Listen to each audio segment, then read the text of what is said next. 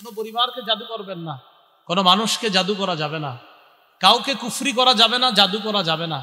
আমাদেরকে যেন কেউ জাদু করতে না পারে, এজন্য বলেন ফজরের পর, মাগরিবের পর কুল হু আল্লাহ 3 বার, ফালাক 3 বার, নাস 3 বার, জোহর আসর এশার পর কুল হু আল্লাহ 1 বার, ফালাক 1 বার, নাস 1 বার। বলেন তো এশার পর কয়বার করে? এশার পরে কয়? 3 বার। এশার পরে, আসরের পরে, জোহরের পরে, মাগরিবের পরে, ফজরের পরে। বলেন বিছানায় গিয়ে ঘুমের আগে কুল হু আল্লাহ 3 বার, ফালাক 3 বার, নাস 3 বার পড়ার পর এইভাবে বলেন, এইভাবে হাত খোলেন, বলেন এইভাবে ফু দিব, ফু দেন, হাতে ফু দেন। ফু দেওয়ার পর বলেন শুধু সামনের অংশে এইভাবে মুছে দিবেন। বুঝে আসছে? তাহলে আর কেউ জাদু টোনা করতে পারবে না। এই আমলটা সবাই করবেন ইনশাআল্লাহ। বলেন খাবার খেতে ভুলে গেল, এই আমলটি ভুল করব না। আপনাদের সাথে কখনো দেখা হইলে আমি জিজ্ঞাসা করব, আপনারা কি আমলটা করছেন? বলবেন জি জি। যদি বলি খাইছেন, বলবেন ভুলে গেছি। খানার কথা বলবেন মনে নেই, আমলটা জিজ্ঞাসা করলে বলবেন মনে আছে। বলেন ইনশাআল্লাহ। সূরা আরাফের 33 নম্বর আয়াতে আল্লাহ বলেন, قل إنما حرم ربي الفواحش ما ظهر منها وما بطن। নবী আপনি বলেন আমার রব সমস্ত অশ্লীলতা হারাম করেছেন, এটা প্রকাশ্যে হোক গোপনে হোক। তাহলে প্রথম কথা গেল প্রকাশ্য পাপ ছেড়ে দাও, গোপন পাপ ছেড়ে দাও। দ্বিতীয় কথা, প্রকাশ্য অশ্লীলতা গোপন অশ্লীলতার কাছেও যেও না। তৃতীয় কথা, নবী আপনি বলেন আমার রব সমস্ত অশ্লীলতা হারাম করেছেন, এটা প্রকাশ্যে হোক গোপনে হোক।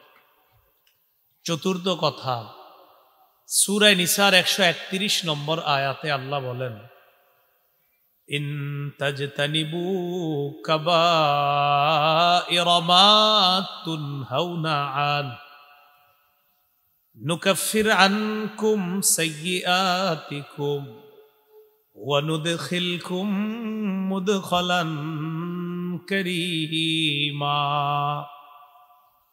যদি তোমরা কবিরা গুনাহ থেকে বাঁচো, আমি তোমাদের সগীরা গুনাহ সমূহ মাফ করে দিব। মৃত্যুর পর তোমাদেরকে সম্মানের জায়গা জান্নাতে প্রবেশ করাবো।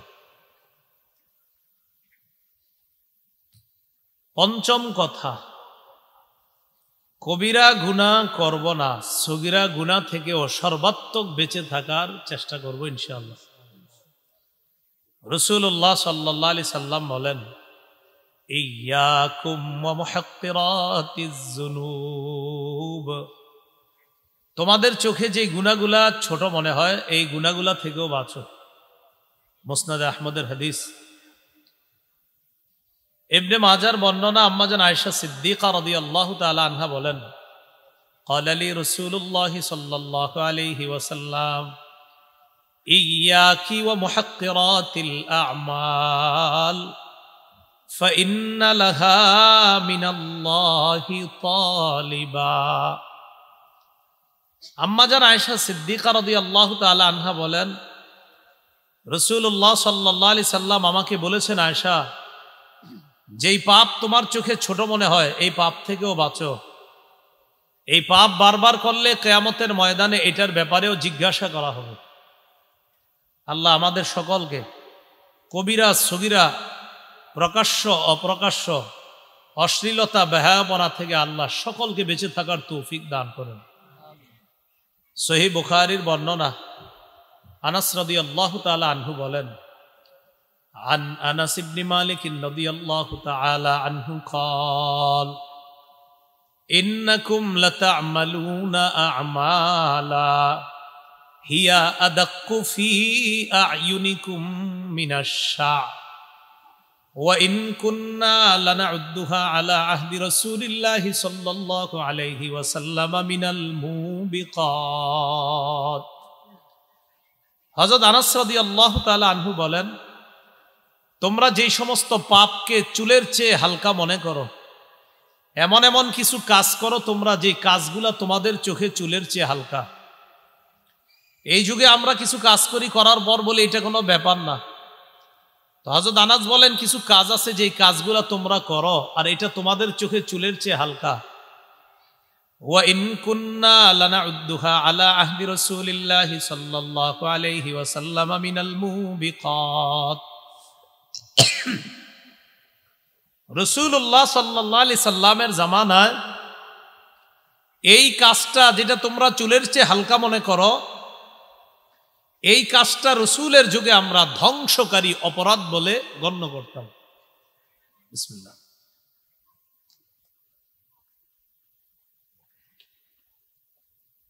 এই জায়গাটা একটু বোঝার আছে হাদিসটা। আচ্ছা আপনারা বলেন তো, হযরত আনাস এই কথাটা বলছে কি এই যুগে না ১৫০০ বছর আগে? মানে আল্লাহ রসুল বিদায় নিয়েছেন এর কিছুদিন পরে হযরত আনাস এই কথাটা বলছে যে তোমরা যেই কাজগুলাকে চুলের চেয়ে হালকা মনে করো, নবীর জামানায় এই কাজটাকে ধ্বংসকারী অপরাধ বলে গণ্য করতাম। তো নবীর জামানায় মানে নবী কিছুদিন আগে দুনিয়াতে ছিল, এর পরের জামানাই হযরত আনাসের জামানা, সাহাবীদের জামানা, যেটা খৈরুল কুরুন, শ্রেষ্ঠ যুগের একটা। ওই জামানায় তারা কোনো গুনাহ, আমাদের চেয়ে বড় কোনো গুনাহ কখনোই করতো না তারা। হযরত আনাস বলেন যেটাকে তোমরা চুলের চেয়ে হালকা মনে করো, এটাকে নবীর যুগে ধ্বংসকারী অপরাধ বলে সাব্যস্ত করতাম। এখন এখানে বুঝার বিষয় হলো ১৫০০ বছর আগে কোন গুনাহকে মানুষ যদি চুলের চেয়ে হালকা মনে করে, হযরত আনাস যদি ওই যুগে এমন কথা বলে থাকে, আমাদের গুনাহ যদি নবীর কোনো সাহাবী দেখতেন তাহলে কি বলছে? ওই যুগে এমন কথা বলছে, আমাদেরটা দেখলে আল্লাহ ভালো জানে আমাদের বিরুদ্ধে কি ফতুয়া দিত। আল্লাহ আমাদের সকলকে গুনাহ থেকে হেফাজত করেন।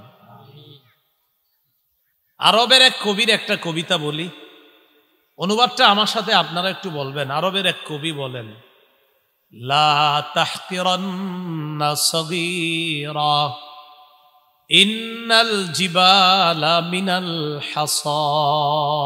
একটু অনুবাদটা বলি সবাই, চলেন।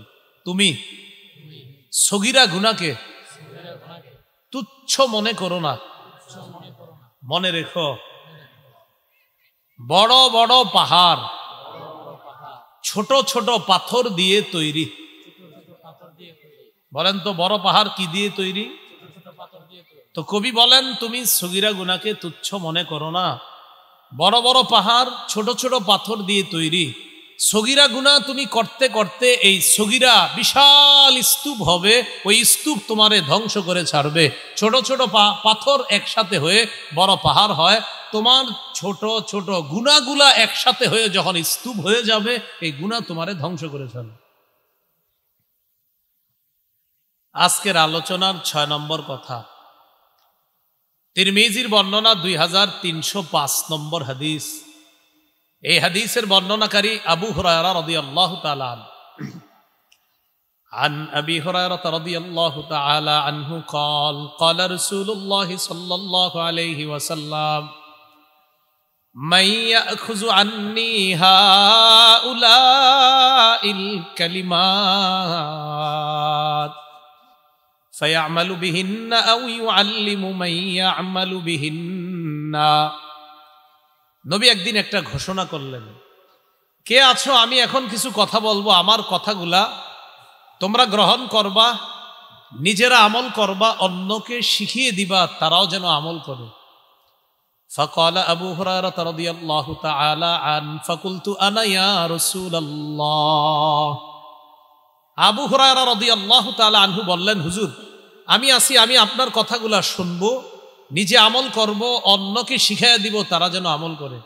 এখন আমিও আপনাদের সামনে এই হাদিস শোনাবো এই শর্তে, এই হাদিস শোনার পর আপনারাও আমল করতে হবে, অন্যকে শিখাইতে হবে তারাও যেন আমল করে, কারণ এই হাদিস শোনানোর আগে এটা শর্ত। আপনারা কি এটা শুনবেন? ইনশাআল্লাহ। আমল করবেন? ইনশাআল্লাহ। অন্যকে শিখাই দিবেন তো? ইনশাআল্লাহ। ইনশাআল্লাহ। আবু হুরায়রা রাদিয়াল্লাহু তাআলা আনহু বলেন, ফাআখাযা বিয়াদি ফাআদ্দা খামসা। নবী আমার হাত ধরলেন, ধরার পর গুনে গুনে 5টি জিনিস আমাকে শিখিয়ে দিলেন। এক নম্বর, ইত্তাকিল মাহারিমা তাকুন আবাদান নাস। আবু হুরায়রা, হারাম কাজ থেকে বাঁচো, হারাম কথা থেকে বাঁচো, সমস্ত হারাম থেকে বাঁচো। হারাম দ্বারা উদ্দেশ্য হারাম কথা, কর্ম, হারাম মজলিস, হারাম খাদ্য, হারাম উপার্জন, হারাম পোশাক ইত্যাদি থেকে বাঁচো। তাকুন আবাদান নাস, তুমি মানুষের মাঝে সবচাইতে আল্লাহর শ্রেষ্ঠ আবেদ, শ্রেষ্ঠ ওলি হিসাবে গণ্য হয়ে যাবে।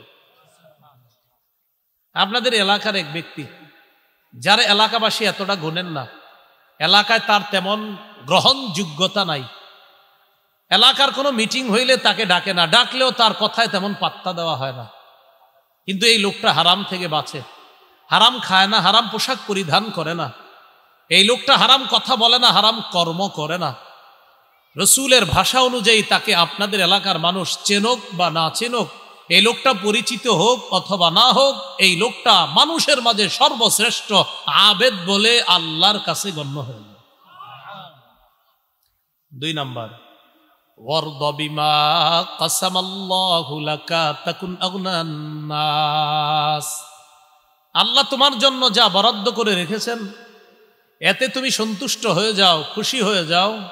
তাকুন আগনান নাস, মনের দিক থেকে পৃথিবীর সর্বশ্রেষ্ঠ ধনী মানুষ হয়ে যাবে। এটা হলো 2 নাম্বার, আল্লাহ যা বরাদ্দ রাখছে জীবনে এটাতে খুশি থাকা। একটা আকীদার কথা মনে রাখবেন, একটু আমার সাথে বলেন, আমাদের জীবনে যা ঘটেছে এটা ঘটার ছিল, যা ঘটে নাই এটা ঘটার ছিল না। এই বিশ্বাস না করা পর্যন্ত ঈমানের প্রকৃত স্বাদ গ্রহণ করতে পারবো না। আবু দাউদের 4700 নম্বর হাদিসে আছে, উবাদা ইবনে সামিত রাদিয়াল্লাহু তাআলা তার ছেলেকে বলে, ইয়া বুনাইয়া ইন্নাকা লান তাজিদা তা'মা হাকীকাতিল ঈমান হাত্তা তা'লামা আন্নামা আসাবাকা লাম ইয়াকুন লিয়ুখতিআকা ওয়া মা আখতাআকা লাম ইয়াকুন লিয়ুসিবাকা।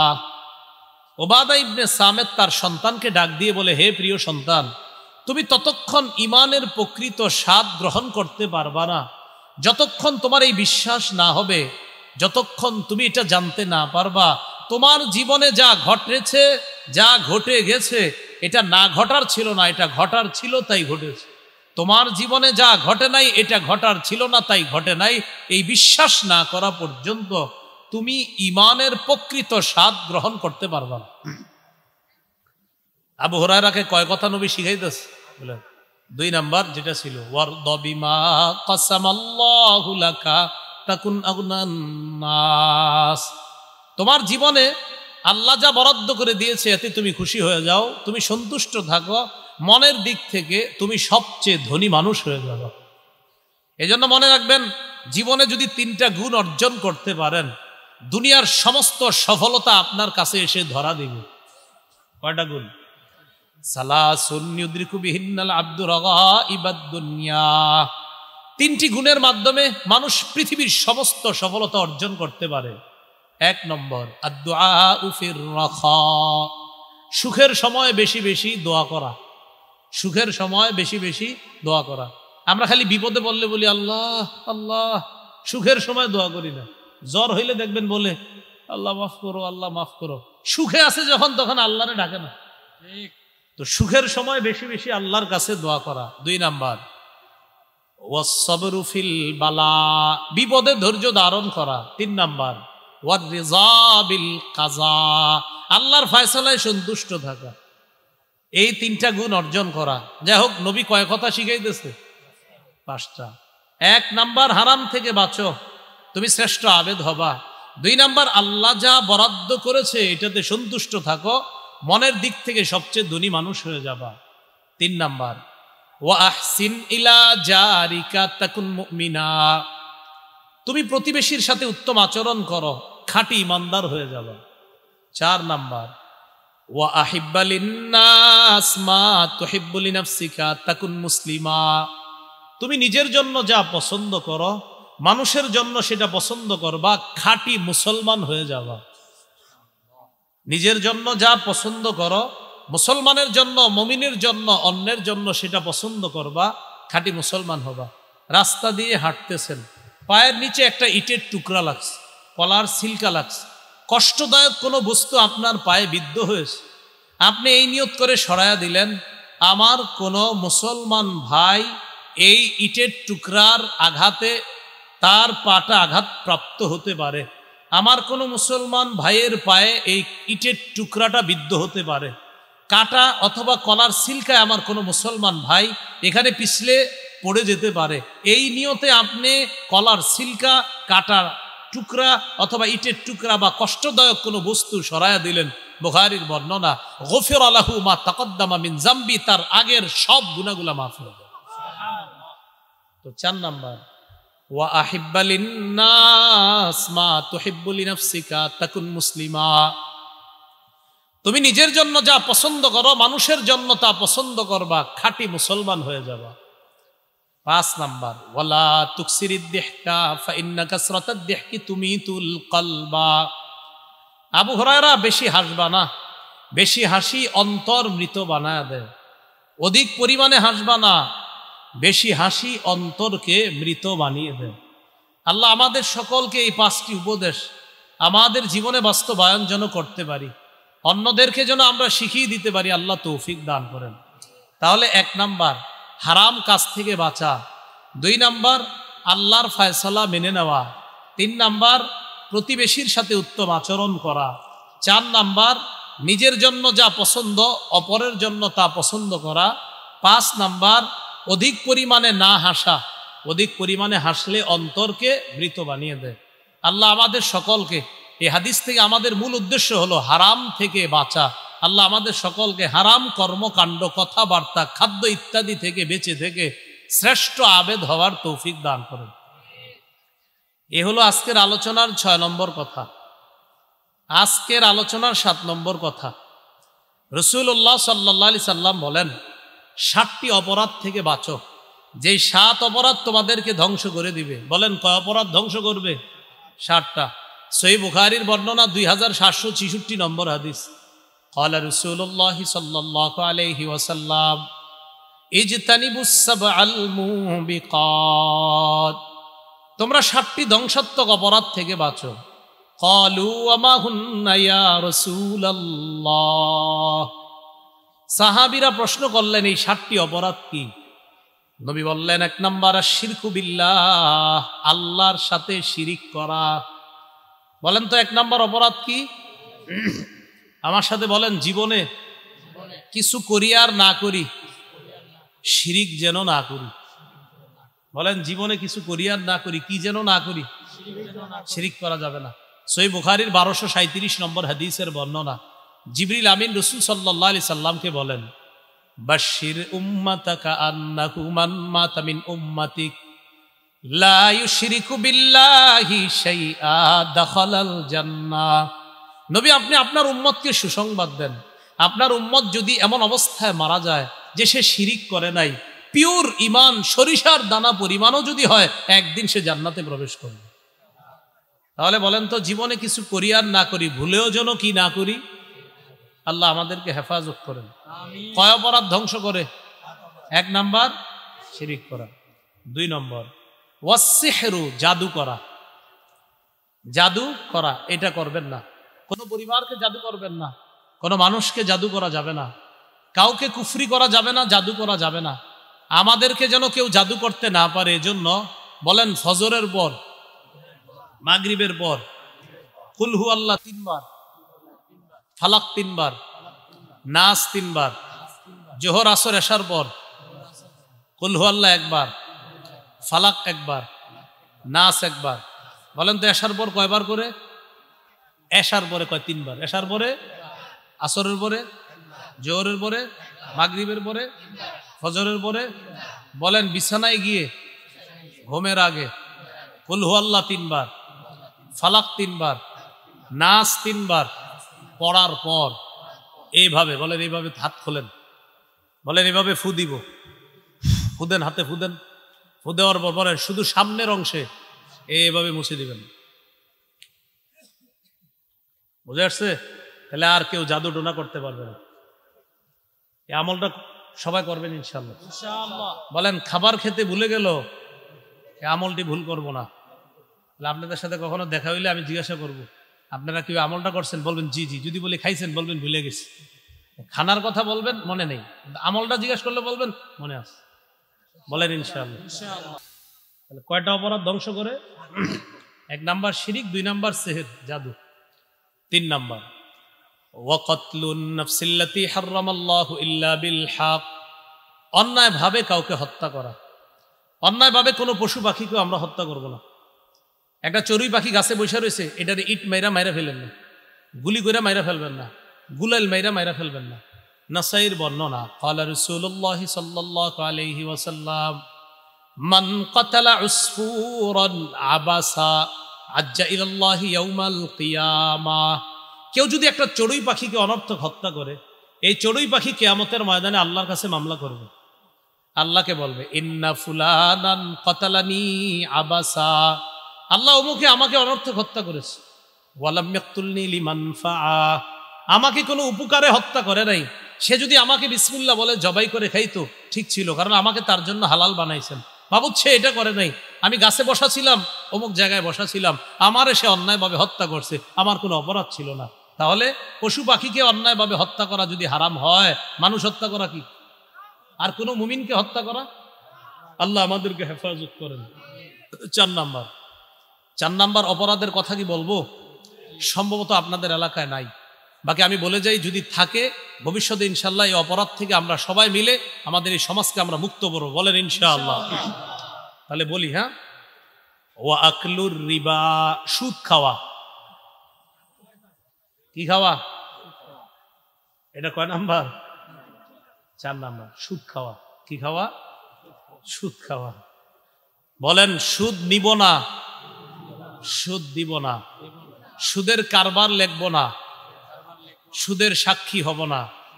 আবার সুদ দিব না, সুদ নিব না, সুদের কারবার লেখব না, সুদের সাক্ষী হব না।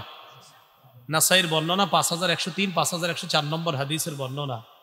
عن علي بن أبي طالب رضي الله تعالى عنه أن رسول الله صلى الله عليه وسلم لعن آكل الربا وموكل وكاتب وشاهدا। লাআনা আকিলার রিবা, যে সুদ খায়, ওয়া মুকিলা, যে সুদ দেয়, ওয়া কাতিবা, যে সুদের কারবার লেখে, ওয়া শাহিদা, যে সুদের সাক্ষী দেয়। 4 শ্রেণীর উপর আল্লাহ নবীর 24 ঘন্টা অভিশাপ চলে। তাহলে 4 নাম্বার অপরাধ সুদ খাওয়া। আল্লাহ আমাদেরকে হেফাজত করেন। 5 নম্বর ওয়া আকলু মালিল ইয়াতীম, এতিমের সম্পদ অন্যায় ভাবে ভক্ষণ করা।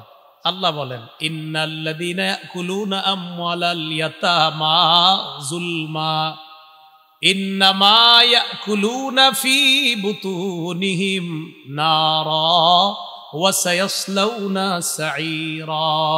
4 পারা 17 নম্বর পৃষ্ঠা, একদম শেষে আল্লাহ বলেন নিশ্চয়ই যারা এতিমের সম্পদ অন্যায় ভাবে পেটে ঢুকায়, তারা পেটের মধ্যে আগুন খায়। এক অংশ আমি, বাকি অংশ আপনারা। এতিমের সম্পদ যারা খায়, কি খায়? বলেন এতিমের সম্পদ যারা খায় কি খায়? তাহলে আপনি আপনার বড় ভাইয়ের সম্পত্তিগুলা ভাতিজার কলমের খোসায় যে নিয়ে নিছেন ভাতিজার থেকে, এটা এতিমের সম্পদ খাইছেন। আল্লাহর কাছে দাঁড়ানোর জন্য তৈরি থাকেন। রাসূলুল্লাহ সাল্লাল্লাহু আলাইহি সাল্লাম বলেন মান যালামা, কোন ব্যক্তি যদি একটু জুলুম করে, কিদা শিবরিন, 1 বিঘত পরিমাণ সম্পত্তি যদি কেউ জুলুম করে, 1 বিঘত, শুধু 1 বিঘত, তাওয়াকাহুল্লাহু ইয়াউমাল কিয়ামাতি 7 আরদিনা, কিয়ামতের ময়দানে তার গলায় 7 স্তরের জমিন আল্লাহ ঝুলায় দিবে। খাও জমিন খাও, অনেক স্বপ্ন তো, খাইতে দাও। আল্লাহ আমাদেরকে হেফাজত করেন। 6 নম্বর ওয়াত তাওয়াল্লি ইয়াউমাজ জাহফি, জিহাদের ময়দান থেকে পলায়ন করা। জিহাদের নিয়ত আসেনি সবার? কার কার আছে? নামান হাত। এবার আমার সাথে বলেন, বলেন জিহাদ এবং সন্ত্রাস সম্পূর্ণ আলাদা। সন্ত্রাস অপবিত্র, জিহাদ পবিত্র। মক্কার 13 বছর কাফেররা যা করেছে এটা সন্ত্রাসী। কাবা চত্বরে উকবা ইবনে আবি মুআইদ নবীর গলায় চাদর পেঁচায়া নবীকে ফাঁসি দিয়ে হত্যা করার চেষ্টা করা, এটা সন্ত্রাসী। কাবা চত্বরে সেজদা অবস্থায় নবীর কাঁধের উপর ওটের নারী বুড়ি প্রস্রাব, গোবর ইত্যাদি দিয়ে দেওয়া, এটা সন্ত্রাসী। আবু বকর সিদ্দিক, বেলাল, আম্মার, ইয়াসির, সুমাইয়া, খাব্বাব, তাদের উপর জুলুম নির্যাতন করাটা ছিল সন্ত্রাসী কর্মকাণ্ড। এভাবে সন্ত্রাসী কাজ চলল বলেন 13 বছর। এই সন্ত্রাসকে প্রতিহত করার জন্য সূরা হজের 39 নম্বর আয়াতের মাধ্যমে জিহাদের বিধান আল্লাহ দিয়েছেন। এমনি আমরা না বুঝানোর কারণে পাবলিক বিষয়টা বুঝতে চায় না। জিহাদ শুনলে মুসলমান কয় ইন্না লিল্লাহ, কি কয়? তো সন্ত্রাসী কর্মকাণ্ড যে 13 বছর করলো, ইসলাম বিদ্বেষীরা দেখবেন নবীর 10 বছরের মদিনার জিন্দিগিটা খালি বলে। আপনি বলবেন প্রিয় ভাইয়া, নাস্তিক ভাইয়া, আগে 13 বছরের জীবনীটা বলেন। কারণ 13 বছর যা করছে সব তো এখন দুস্তরা করছে, সন্ত্রাসী কর্মকাণ্ড করছে, এটা বলবেন। 10 বছরের জীবনীটা বইলে আপনারে বুঝাবে হ্যাঁ এটা কোনো কথা। এইভাবে নবীজি সাহাবায়ে কেরামদেরকে নিয়ে জিহাদে যাওয়া নাস্তিকরা আপনার এটা বুঝাবে, তখন আপনি বলবেন ঠিক আছে, আপনি 10 বছরের আগের 13 বছরটা একটু শোনান আমাদেরকে। এটা শোনাবে না, কারণ ওই 13 বছর তাদের যে দুস্তরা আছে সন্ত্রাসী আবু জাহেল সহ এই নাস্তিকদের বন্ধুরা যত সন্ত্রাসী কর্মকাণ্ড করেছে 13 বছর, ওই 13 বছর তারা যদি বলে তো নাস্তিকরা ধরা খেয়ে যাবে। সেটা বলেন, বলে কি 10 বছর, তা আপনি বলবেন নবুয়তের জিন্দিগি তো 23 বছর, 10 হঠাৎ বলেন কেন, আগে 13টাও বলেন। 39 নম্বর আয়াতে আল্লাহ বিধান দিলেন উযিনা লিল্লাযীনা ইউকাতালুনা বিআন্নাহুম যুলিমু, যাদেরকে আক্রমণ করা হয়েছে এখন তাদেরকে জিহাদের অনুমতি দেওয়া হলো, কারণ তারা মাজলুম, তাদেরকে জুলুম করা হয়েছে। ওয়া ইন্নাল্লাহা আলা নাসরিহিম লাকাদির, আল্লাহ তাদেরকে সাহায্য করতে সক্ষম। আল্লাযীনা উখরিজু মিন দিয়ারিহিম, কয় তারা কারা? যাদেরকে তাদের ঘর থেকে বের করে দেওয়া হয়েছে বিগয়রি হক, অন্যায়ভাবে। তো সাহাবায়ে কেরামকে অন্যায়ভাবে বের করে দেওয়া হয়েছে না বলেন? এজন্য আপনারা যারা নবীর জীবনীটা পড়বেন গোটা 23 বছরটা পড়তে হবে। যদি নবুয়তি জীবনীটা আর কি আপনার যদি পড়েন যে রাসূল সাল্লাল্লাহু আলাইহি সাল্লামের নবুয়ত প্রকাশ যখন আল্লাহ ঘটাইলেন 40 বছর বয়সে, এরপর থেকে আপনি প্রথম 13 বছরটাও পড়তে হবে মন দিয়ে, এরপর আপনি 10 বছর পড়বেন, এই মোট 23 বছর। তখন দেখবেন ইসলামের কোনো বিধানের ব্যাপারে আপনার ভিতরে আর অ্যালার্জি কাজ করবে না। আর নাস্তিকও যদি বুঝার নিয়তে এইগুলা পড়ে ইনশাল্লাহ ও হেদায়েত পাবে ইনশাল্লাহ। কিন্তু ওর তো নিয়ত হলো ইসলামের বিরোধিতা করা। ওর নিয়ত কি? যে ইসলামের বিরোধিতা করা, এটাই নিয়ত। কেউ যদি ইসলাম বুঝার জন্য গোটা 23 বছরটা পড়াশোনা করে ভালো করে, সে যদি ইসলাম গ্রহণ নাও করে, এটা বলতে বাধ্য হবে যে মুহাম্মদ সাল্লাল্লাহু আলাইহি সাল্লামের চেয়ে শ্রেষ্ঠ শান্তি প্রিয় মানুষ পৃথিবীতে আর কেউ নেই, সে বলতে বাধ্য হবে। খালি 10 বছরে শুরু করে দেবে, আগের 13 বছর বলে না। তো বলে না, যেহেতু এটা বলার দায়িত্ব আমাদের, বলতে হবে আমরা, বুঝেন না? এই যে আমি একটা নিয়ম শিখাইলাম না আপনার, এইভাবে 13 বছর, এইভাবে আপনি আপনার চাচারে বুঝাইবেন, আপনার আম্মারে বলবেন 13 বছর এইভাবে জুলুম করছে, নবীর গলায় ফাঁস লাগায় হত্যা করার চেষ্টা করছে। এগুলা যখন বুড়ারে বলবেন, মুরব্বীও বলবে কও কি, এটা তো ঠিক করে নাই কামটা, বলবেন হ্যাঁ, এই আকামকে ঠিক করার জন্য আল্লাহ পাক রব্বুল আলামিন পবিত্র বিধান জিহাদ দিচ্ছে। তখন দেখবেন মুরব্বীও বুঝবে হ্যাঁ দেহাত তো তাহলে দরকার। মনে আসেনি আলোচনা কি? 7টা অপরাধ ধ্বংস করে 6 নাম্বার হলো জিহাদের ময়দান থেকে পলায়ন করা। আল্লাহ কখনো তৌফিক দিলে আমরা পালাবো না ইনশাআল্লাহ। 7 নাম্বার ওয়াকযফুল মুহসানাতিল মুমিনাতিল গাফিলাত, সতী সাদী মুমিন নারীর উপর মিথ্যা অপবাদ দেওয়া। এই 7টি অপরাধ আমাদেরকে ধ্বংস করে। তাহলে অপরাধ বিষয়ে 7টা কথা বললাম, খুব মন দিয়ে শোনেন। 1, প্রকাশ্য পাপ গোপন পাপ ছেড়ে দাও, সূরা আনাম 120 নম্বর আয়াত। 2, প্রকাশ্য অশ্লীলতা গোপন অশ্লীলতার কাছেও যেও না, সূরা আনাম 151 নম্বর আয়াত। 3, আমার রব প্রকাশ্য অশ্লীলতা গোপন অশ্লীলতা হারাম করেছেন, সূরা আরাফ 33 নম্বর আয়াত। 4, কবিরা গুনাহ থেকে বাঁচো, আল্লাহ সগীরা গুনাহ মাফ করবে, সূরা নিসা 131 নম্বর আয়াত। 5, কবিরা গুনাহ করব না, সগীরা গুনাহ থেকেও সর্বোচ্চ বেঁচে থাকার চেষ্টা করব। এই ব্যাপারে ইবনে মাজাহ, মুসনাদ আহমদ, বুখারী সহ অনেকগুলো হাদিস শুনেছিলাম আমরা। 6, গুনাহ ছেড়ে দিয়ে আল্লাহর শ্রেষ্ঠ আবেদ হব। তিরমিজি 2305 নম্বর হাদিস। 7টি অপরাধ আমাদেরকে ধ্বংস করে।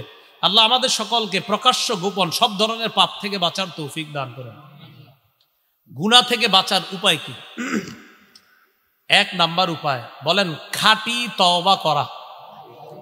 বলেন তাওবায়ে নাসুহা করা। 28 পারা 20 নম্বর পৃষ্ঠা সূরা তাহরিমের 8 নম্বর আয়াত। আল্লাহ বলেন ইয়া আইয়ুহাল্লাযীনা আমানু তুবু ইলাল্লাহি তাওবাতান নাসুহা। হে ঈমানদারগণ, তোমরা আল্লাহর কাছে তওবা করো। তাওবাতান নাসুহা, খাঁটি তওবা। আসা রাব্বুকুম আন ইউকাফফিরা আনকুম সাইয়্যাতিকুম, আশা করা যায় তোমাদের রব তোমাদের সমস্ত পাপসমূহ ক্ষমা করে দিবেন। ওয়া ইউদখিলাকুম জান্নাত, তোমাদেরকে তিনি জান্নাতে প্রবেশ করাবেন। তাহলে খাঁটি তওবা করা গুনাহ থেকে মাফের 1 নাম্বার উপায়। ইবনে মাজার বর্ণনা 4250 নম্বর হাদিস। ক্বালা রাসূলুল্লাহ সাল্লাল্লাহু আলাইহি ওয়াসাল্লাম আত-তাইবু মিনাজ যামবি কামান লা যামবালা। গুনাহ থেকে তওবাকারী ব্যক্তি এমন হয়ে যায় যেন তার কোনো গুনাহ নাই। ইবনে মাজাহ 4251 নম্বর হাদিসের বর্ণনা। ক্বালা রাসূলুল্লাহ সাল্লাল্লাহু আলাইহি ওয়াসাল্লাম কুল্লু বনি আদম খাত্তাউন ওয়া খায়রুল খাত্তাইনা আত-তাওয়াবুন। আদম সন্তান সবাই কম বেশি পাপ করে, তাদের মাঝে তারা সেরা যারা তওবা করে। সুবহানাল্লাহ। আদম সন্তান কম বেশি পাপ করে, পাপীদের মাঝে তারা সেরা যারা তওবা করে। তাহলে কম বেশি পাপ আমাদের হয়, তো তারা সেরা যারা তওবা করে। যেন বেশি বেশি তওবা করা। ইবনে মাজাহ 4253 নম্বর হাদিস। ক্বালা রাসূলুল্লাহ সাল্লাল্লাহু আলাইহি ওয়াসাল্লাম ইন্নাল্লাহা লা ইয়াকবালু তাওবাতাল আবদি মা লাম ইউগারগির। আল্লাহ বান্দার তওবা ততক্ষণ কবুল করে যতক্ষণ বান্দার প্রাণ কণ্ঠাগত না হয়। প্রাণ কি না হয়? এজন্য আপনারা একটা বুদ্ধি করবেন। বুদ্ধিটা হইল অপেক্ষা থাকবেন যে প্রাণটা যখন এখানে আসবে তখন তওবাটা করবেন। কি বলেন? আমাদের কি জানা আছে কবে প্রাণ এখানে আসবে? তাহলে তওবা ইনশাআল্লাহ আগামীকাল করব। বলেন এখন। এই জন্য তওবা দেরি করতে নেই, 5 মিনিট পরেও না, এখনই। এই জন্য মনে মনে সবাই তওবা করে নেন, বাস তওবা হয়ে যাবে। কারণ ইবনে মাজাহ 4252 নম্বর হাদিসে আসছে নাদামু আত-তাওবা, অনুতপ্ত হওয়াটাই তওবা। অনুতপ্ত হওয়াটাই তওবা। মনে মনে সবাই অনুতপ্ত হয়ে গেছি না বলেন, বাস এটাই তওবা হয়ে গেছে। আল্লাহ আমাদেরকে গুনাহ থেকে হেফাজত করেন। আমিন। তিরমিজির একটা হাদিস শুনেন, 3538 নম্বর হাদিস। তিরমিজিতে হাদিসটা ছোট, বুখারী মুসলিমে হাদিসটা অনেক বড়। ছোটরা শুনবেন না বড়রা? হ্যাঁ, আচ্ছা তাহলে বড়টাই বলি। দেখেন, রাসূলুল্লাহ সাল্লাল্লাহু আলাইহি সাল্লাম হাদিসের মধ্যে বলেন, এক ব্যক্তি সফরে বের হইছে। কোথায়? সফরে বের হইছে। সফরে বের হওয়ার পর তার সাথে খানা আছে, পানি আছে, বাহন আছে। সফর করতে করতে এক জায়গায় সে ক্লান্ত, বিশ্রাম নেওয়ার জন্য নামছে। নামার পর ওই ব্যক্তি হঠাৎ তার চোখ লেগে গেছে, ঘুমায় গেছে। ঘুম থেকে উঠা দেখে তার বাহন নাই, খানা নাই, পানি নাই, টাকা পয়সা যা আছে, সফরের সরঞ্জামাদি সব গায়েব হয়ে গেছে। মনটা কতটা খারাপ। এই ব্যক্তি চিন্তা করলো, আমি এখন কি করব? বাড়িতে ফিরে যাব, না যেখানে সফরের উদ্দেশ্যে রওনা করলাম সেখানে যাব? যদি আমি বাড়িতে ফিরে যাই তাহলে আমার পৌঁছা সম্ভব না, কারণ এই পরিমাণ সরঞ্জামাদি আমার কাছে নাই, না খায়া মারা যেতে হবে। আবার যেখানে রওনা করেছি সেখানেও বসতে পারবো না, সেখানে যাইতে যাইতেও না খেয়ে মারা যেতে হবে। অতএব এই জায়গায় বসেই মরে যাবে, এটাই ভালো। তো তিনি আবার ওখানে বসছে, মানে না খাইতে না খাইতে এখানেই মরবে এই নিয়তে বসছে। বসার পর চোখ লেগে গেছে। আবার চোখ লাগার পর আবার হঠাৎ চোখ খুইলা দেখে কি তার বাহন, তার খানা পানি, হারিয়ে যাওয়া ওই বাহন, খানা পানি, রসদপত্র যা আছে, সফরের সরঞ্জামাদি সব উপস্থিত হয়ে গেছে। কেমন খুশি হয়েছে বলেন? হাদিসে নবীজি বলেন বিশিদ্দাতিল ফরহি, খুশির অতি সহ্যে। কি বলছে? খুশির অতি সহ্যে। বিবারিয়া যেহেতু কুমিল্লার আশেপাশেই, তার মানে বিবারিয়ার আপনারাও বুঝবেন। আমাদের কুমিল্লা নোয়াখালী আর চাঁদপুর কয় খুশির ঠেলায়। আপনারা কি করেন? তাহলে তো ঠিক আছে। বিশাদ্দিতিল ফারহির সুন্দর বাংলা হলো খুশির অতি সহ্যে, আর আমগো বাংলায় খুশির ঠেলায়। তো নবীজি বলেন খুশির অতিশয্যে বা খুশির ঠেলায় ওই বান্দা আল্লাহরে বলে, আল্লাহুম্মা আনতা আবদি ওয়া আনা রব্বুক, আল্লাহ আপনি আমার বান্দা, আমি আপনার রব। হয়েছে কথাটা? খুশির কারণে মুখ দিয়ে কি বলছে এর মাথা ঠিক নেই। নবীজি বলেন আসলে এটা তার মনের কথা না, তো এটা তার মুখের কথা। তার মনের কথাটা হলো এমন, আল্লাহ আপনি আমার রব, আমি আপনার বান্দা। এটা বলতে গিয়ে বলে ফেলছে আল্লাহ আপনি আমার বান্দা, আমি আপনার রব। আসলে হে এত খুশি কি যে বলছে তার মাথা না ঠিক নাই। রাসূল বলেন লাল্লাহু আফরাহু বিতাওবাতি আহাদিকুম মিন আহাদিকুম বিদাল্লাতিহি ইযা ওয়াজাদাহা, তোমাদের কেউ হারিয়ে যাওয়া বাহন ফিরে পাওয়ার পর যেই পরিমাণ খুশি হয় কোন বান্দা তওবা করলে, এর চাইতে কোটি গুণ বেশি আল্লাহ খুশি। তাহলে তওবা কখন? আগামীকাল। আল্লাহ আমাদেরকে বেশি বেশি তওবা করার তৌফিক দান করেন। গুনাহ মাফের 1 নাম্বার উপায় জানলাম আমরা, তওবা করা। 2 নাম্বার উপায় গুনাহ থেকে পরিত্রাণের, বলেন ইস্তেগফার পাঠ করা। কি পাঠ করা? আল্লাহ বলেন ওয়াল্লাযীনা ইযা ফাআলু ফাহিশাতান আও যালামু আনফুসাহুম যাকারুল্লাহা ফাস্তাগফিরু লিযুনুবিহিম ওয়া মান ইয়াগফিরুয যুনুবা ইল্লাল্লাহ। সূরা আলী ইমরান 135 নম্বর আয়াত। ওয়াল্লাযীনা ইযা ফাআলু ফাহিশা, যারা কোনো অশ্লীল কাজ করে, আও যালামু আনফুসাহুম, অথবা নিজেদের উপর জুলুম করে, যাকারুল্লাহ, আল্লাহরে স্মরণ করে, ফাস্তাগফিরু লিযুনুবিহিম, সাথে সাথে নিজের গুনাহের জন্য ইস্তেগফার পাঠ করে ক্ষমা চায়, ওয়া মান ইয়াগফিরুয যুনুবা ইল্লাল্লাহ, আল্লাহ ছাড়া গুনাহ ক্ষমা করার আছেই বা কে? গুনাহ ক্ষমা করে কে? আল্লাহ। তো আল্লাহ বলতেছেন এই জায়গার ইস্তেগফার পাঠ করা। ইস্তেগফার পাঠ করলে গুনাহ মাফ হয়। আল্লাহ পাক রব্বুল আলামিন সূরা নূহের মধ্যে বলেন ইস্তাগফিরু রাব্বাকুম ইন্নাহু কানা গফফারা, তোমরা তোমাদের রবের কাছে ইস্তেগফার পাঠ করো, ক্ষমা প্রার্থনা করো। কি লাভ? ইন্নাহু কানা গফফারা, তিনি তোমাদের প্রতি অধিক ক্ষমাশীল। ইউরসিলিস সামাআ আলাইকুম মিদরারা, যত বেশি ইস্তেগফার পাঠ করবা আল্লাহ আসমান থেকে মুষলধারে বৃষ্টির ন্যায় রহমত নাজিল করবেন। 3 নাম্বার ওয়ায়ুমদিদকুম বিআমওয়াল, সম্পদের দরকার, ইস্তেগফার পাঠ করেন আস্তাগফিরুল্লাহ আস্তাগফিরুল্লাহ। আল্লাহ বলেন ওয়ায়ুমদিদকুম বিআমওয়াল, তোমাদেরকে তোমাদের রব সম্পদ দ্বারা সাহায্য করবেন যদি ইস্তেগফার পাঠ করেন।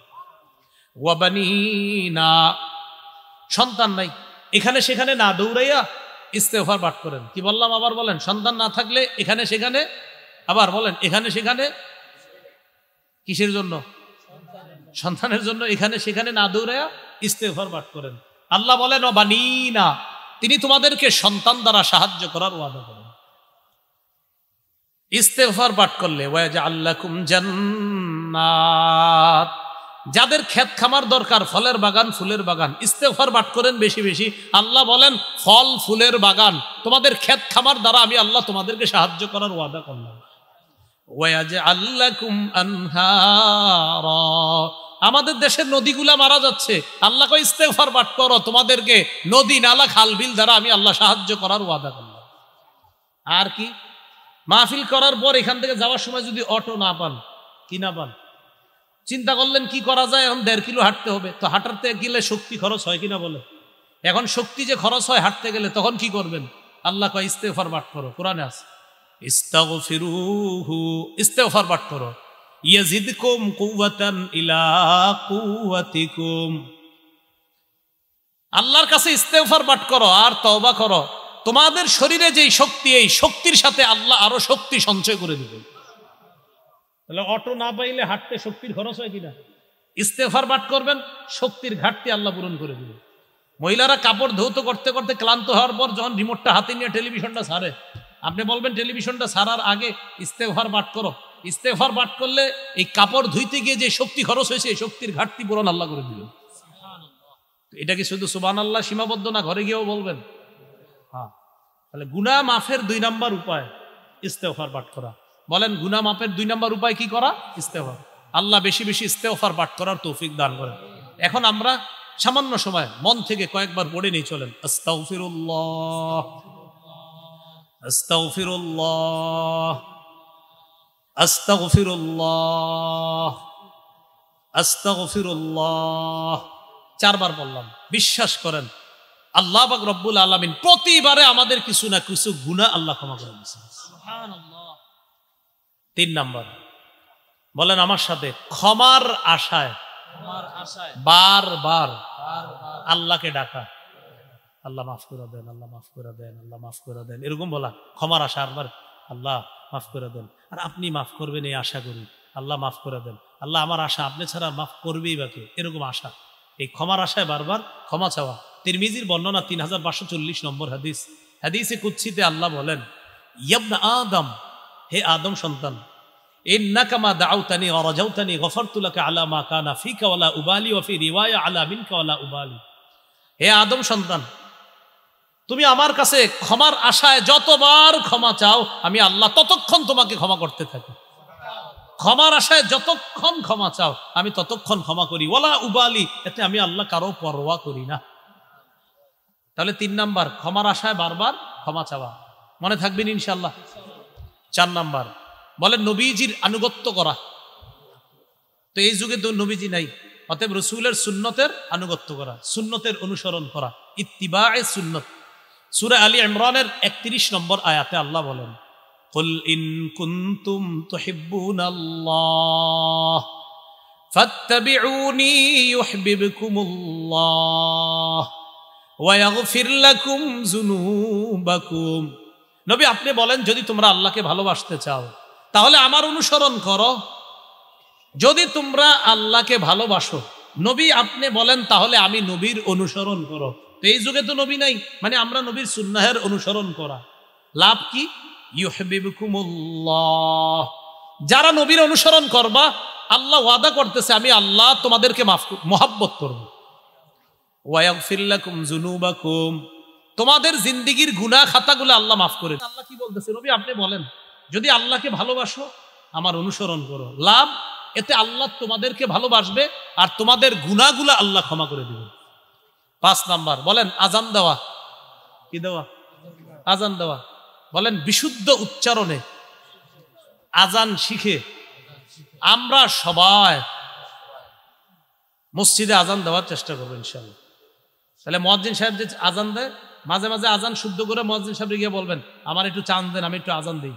আবু দাউদের বর্ণনা 516 নম্বর হাদিস। এই হাদিসের মধ্যে আসছে রাসূল সাল্লাল্লাহু আলাইহি সাল্লাম বলেন, আল মুআজ্জিনু ইউগফারু লাহু মাদা সাউতিহি।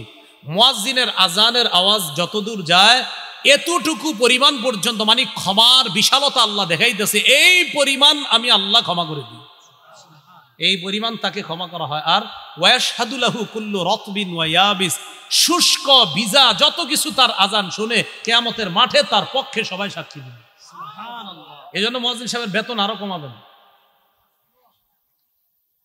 3000 6000, মানে মুয়াজ্জিন সাহেবের বেতন একদম দিতে চায় না। মুয়াজ্জিন সাহেব মানে কি, মানে আবার অনেকের মুয়াজ্জিনের চাকরি করে এটা বলতে চায় না। কি করেন? বলে না যে আমি মুয়াজ্জিন, এটা বলে না, মানে লজ্জা পায়। আপনি লজ্জা পান মানে? ওমান আহসানু কাওলা মিম্মান দাআ ইলাল্লাহি ওয়া আমিলা সালিহা। এই আয়াতের ব্যাখ্যা 1 নম্বর উদ্দেশ্য মুহাম্মদ সাল্লাল্লাহু আলাইহি সাল্লাম। 2 নম্বর উদ্দেশ্য, ওই ব্যক্তির চেয়ে উত্তম কথা আর কার? আম্মা জান কোন? পৃথিবীর সমস্ত মুয়াজ্জিনদের কথা হলো নবীর পরে এরপর সবচেয়ে শ্রেষ্ঠ কথা মুয়াজ্জিনের কথা। মুয়াজ্জিন কি বলে? হাইয়া আলাস সালাহ, হাইয়া আলাল ফালাহ। আম্মা জান বলেন রাসূল সাল্লাল্লাহু আলাইহি সাল্লাম হলেন পৃথিবীর শ্রেষ্ঠ দায়ী, শ্রেষ্ঠ আহ্বানকারী। এরপরে আয়াতের উদ্দেশ্য আল মুআজ্জিনুনা সুলাহা, পৃথিবীর সমস্ত নেককার মুয়াজ্জিনরা। তাহলে আজান দিলে গুনাহ মাফ, এই 5 নাম্বার। 6 নাম্বার বলেন 2 রাকাত নামাজ পড়া। 2 রাকাত, এটা আজকেও পড়তে পারেন বাসায় গিয়ে। আবু দাউদের 1521 নম্বর হাদিস, মা মিন আবদিন ইউজনিবু যামবা, কোন বান্দা যদি গুনাহ করে, গুনাহ করার পর ফায়ুহসিনুত তাহুরা, এরপর পবিত্রতা অর্জন করে, ফায়াকুমু ফায়ুসাল্লি রাকআতাইনি ইল্লা গফারাল্লাহু লাহু যামবা, পবিত্রতা অর্জন করার পর 2 রাকাত নামাজ পড়ে, নামাজ পড়া শেষ, তার গুনাহ মাফ। এলো 6 নম্বর উপায়। 7 নাম্বার বলেন 5 ওয়াক্ত নামাজ পড়া। 5 ওয়াক্ত নামাজ পড়া। সহিহ বুখারীর বর্ণনা 526 নম্বর হাদিস। এক ব্যক্তি নবীর কাছে আসছে, আসার পর বলে, ইয়া রাসূলুল্লাহ, আমি গুনাহ করছি, এই গুনাহ থেকে কিভাবে আল্লাহ আমাকে মাফ করবে। ওই মুহূর্তে আল্লাহ সূরা হুদের 114 নম্বর আয়াত নাজিল করে দিয়েছে, ওয়া আকিমিস সালাতা তারাফাইন নাহার ওয়া যুলাফাম মিনাল লাইল। নামাজ কায়েম করেন দিনের দু প্রান্তে এবং রাতের কিছু অংশে, মানে 5 ওয়াক্ত নামাজ। ইন্নাল হাসানাতি ইউযহিবনাস সাইয়্যাত, পুণ্য পাপকে মিটিয়ে দেয়, পুণ্য পাপকে মিটিয়ে দেয়। এই জায়গায় পুণ্য দ্বারা উদ্দেশ্য নামাজ পাপকে মিটিয়ে দেয়। ওই ব্যক্তি বললেন, হুজুর এটা কি আমার জন্যই শুধু খাস, নামাজ পড়লে গুনাহ মাফ? নবী কয়, না, লি জামিই উম্মতি কুল্লিহিম, আমার পৃথিবীর সমস্ত উম্মতের জন্যই। তাহলে 5 ওয়াক্ত নামাজ পড়লে গুনাহ মাফ। 5 নাম্বারটা কি ছিল? আজান দিল। 6 নাম্বার 2 রাকাত নামাজ পড়া। 7 নাম্বার 5 ওয়াক্ত নামাজ। 8 বলেন জামাতের সাথে নামাজ। বলেন জামাতের সাথে নামাজ। সহিহ মুসলিমের বর্ণনা, এক সাহাবী রাসূল সাল্লাল্লাহু আলাইহি সাল্লামের কাছে আসছে, আসার পর বলতেছে, আসবতু হাদ্দান ফাআকিমহু আলাইয়া। হুজুর আমি একটা অপরাধ করেছি, এমন অপরাধ যে অপরাধের কারণে আমার উপর হদ প্রয়োগ করা হবে। ইতিমধ্যে জামাতের সময় হয়ে গেছে, নবী নামাজে দাঁড়াইলেন, ওই ব্যক্তিও নবীজির সাথে নামাজ পড়ছে। নামাজের পর আবার বললেন, হুজুর আমার ব্যাপারটা। নবীজি বললেন, আহাদারতাস সালাতা মানা, তুমি কি আমাদের সাথে জামাতে নামাজ পড়ছো? তো তিনি বললেন হ্যাঁ। নবী বললেন, গুফিয়ার আলাকা মা গুফিয়ার আলাকা জাম্বুকা, তুমি যে গুনাহ করছো না, জামাতে নামাজ পড়ার সাথে সাথে ওই গুনাহ মাফ হয়ে গেছে। গুফিয়ার আলাক, গুফিয়ার আলাক, তুমি যে পাপ করছো আমার কাছে এসে বলছো, বাস এই যে জামাতে নামাজ পড়ছো মাফ হয়ে গেছে। এগুলো 8 নাম্বার। 9 নাম্বার বলেন গুনাহ হয়ে গেলে, বাংলাটা কি শিখেছি? করলে না হয়ে গেলে, গুনাহ তো করবোই না। বলেন গুনাহ হয়ে গেলে সাথে সাথে একটা ভালো কাজ করব। গুনাহ হয়ে গেলে সাথে সাথে একটা ভালো কাজ করলেও গুনাহ মাফ হয়।